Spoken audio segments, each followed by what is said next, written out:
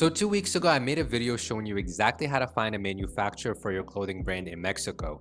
I made this video shortly after coming back from visiting my own manufacturer and putting down the first payment on the first samples and patterns to begin this entire process. So I think it's very cool that you guys were able to see from pre-production, from pre-sampling, even pre-patterns into sampling. And now the next step that we're going to take is production. But before you can take the production step, your manufacturer is typically going to send you over the samples that you had made, that they made for you. You check them out, you make certain adjustments to them, and you either go through a second round of sampling, which is going to cost you, of course, an additional price, or if the samples are good to go, then you can begin production. So I thought, what better way of documenting this journey, of showing you guys exactly how I'm building an athleisure wear brand from scratch, than to show you actually every single step of the process. So I just received my samples from my manufacturer. I want to go through the different samples. So I did change the position of the mic. I hope the sound doesn't completely deteriorate, but I'll show you guys kind of what we're looking at here. This is a halter neck short bodysuit. So the reason why it's not closed off is because they wanted to send us over the sample, and we'll kind of find exactly the perfect point where to close off the halter neck, and then that's how they would actually produce it. So don't mind that it's open. Anyways, we decided to actually not go forward with production for this because my manufacturer, this one out of the two, has a 50 MOQ. So for any specific style, you need to produce 50. I didn't want to start out with an inventory of over 200 to right off the bat, and I have experience with Ika. I've had 1,000 units come in and stuff like that. But with the new brand, I don't want to start out with a crazy amount, so I'm only starting out with 150 units produced. 3 different styles from this manufacturer. I'm having the other manufacturer have a much lower MOQ, actually only 9. So I'm having them make about 24 pieces for me across 2 different colors. It's the same style, of course, and across small, medium, L, and XL.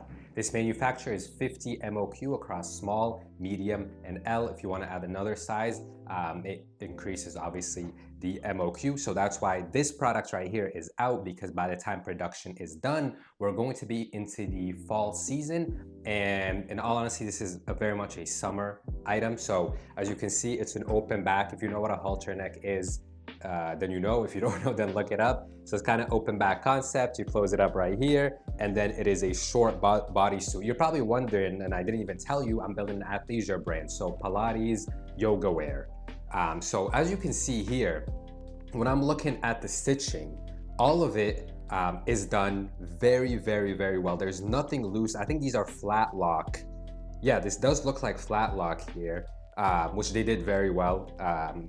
As I mentioned, there's no loose stitches, nothing. The fabric itself is also, it's an 80 polyester, 20 elastane. Yeah, 80-20.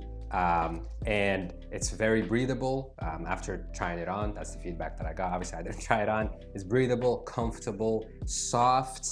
It doesn't feel cheap at all. It feels very, very premium. And just when looking at the product itself, it does not look like a cheap product.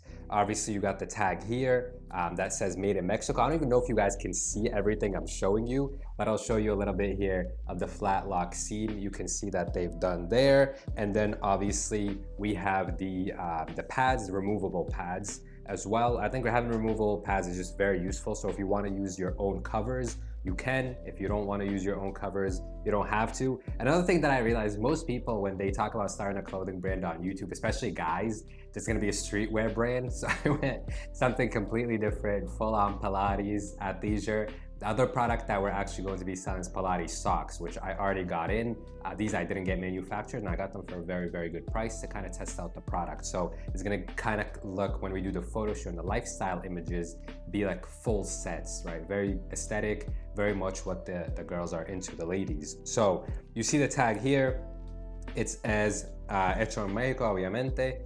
Made in Mexico. It doesn't have it in English. Actually, no, it does. On the other side, we have all the details in English as well. Hand wash only with cold water, do not soak. You know, the typical stuff. And we have a little size tag right there. So that is the short halter neck bodysuit. I wish I could try that on, but I bet you guys don't want to see that. And no, I actually don't wish I could try that on. Next up, we got one of my favorites, which is a long bodysuit.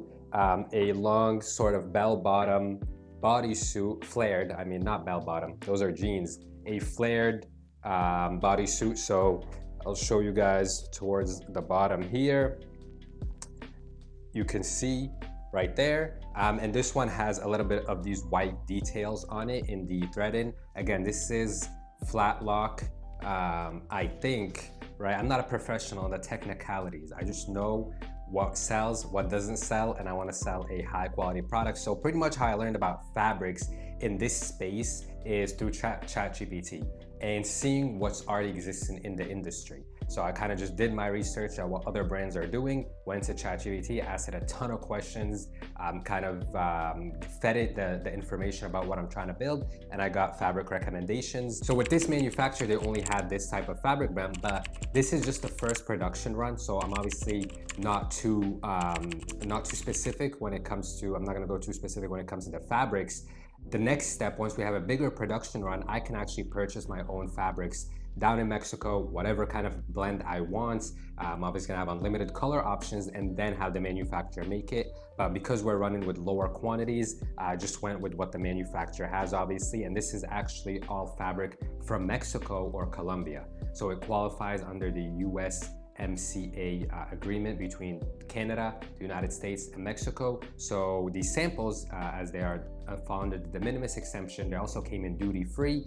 And even once we have shipments that are above $800, we will be able to obviously pay less tariffs. And as far as I know, when it comes to athletic clothing, it actually comes in duty free as well. So we'll see once we get to that point. But for now, all the shipments we're gonna bring in are gonna be under 800. So as you can see, everything is again done very, very, very well. Again, it's just a black color because we just wanted to get it done as fast as possible. And I'll show you guys the swatches that they sent me and the color selection when it comes to actually producing. And then we have another, this is a long sleeve, sort of a cropped long sleeve top right here, again with the removable pads. All of them have removable pads, same fabric blend, same everything. All of these obviously have a very nice sculpting, slim fit, but they also feel very comfortable and breathable. So we're not just going for aesthetics and looks, we're going for actual functionality. Can you actually exercise in this and use it for what it's intended? And then we have a bit of a cross pattern here on these flared leggings as well. And another important piece is to not have stitching down the middle when it comes to your leggings, because if you have stitching down the middle, it is going to cause it's going to cause a camel toe effect. And then we had as I said, a cross pattern here. The one thing with this sample when trying it on is that it was too tight right here, so it doesn't have much flexibility. So although they sent me this as a size medium, we're actually going to go with this as a size small. So this is going to be the size small. Another thing, and when it comes to the only adjustments that I've had to make on these samples, which is why we don't have to do another round of sampling, is the length. These leggings are way, way too long for the size that they are, because these are going to be our small, but even as a medium, they're very long. So we're probably gonna have to reduce 1.5 inches off the length just to get it so that it sits kind of slightly below the ankle and it's not draping as you walk or as you exercise. It's like hanging around your foot and causing you to slip and being really uncomfortable. So those are as I mentioned, we're not doing the halter neck, at least for the fall. We'll be doing it in the upcoming season. But that's pretty much how I reviewed all the samples. Obviously, everything must be tried on to see how it fits, how's the fabric, all of that. And then the manufacturer also sent me all the colors that are going to be available for the production. So I'll show you guys.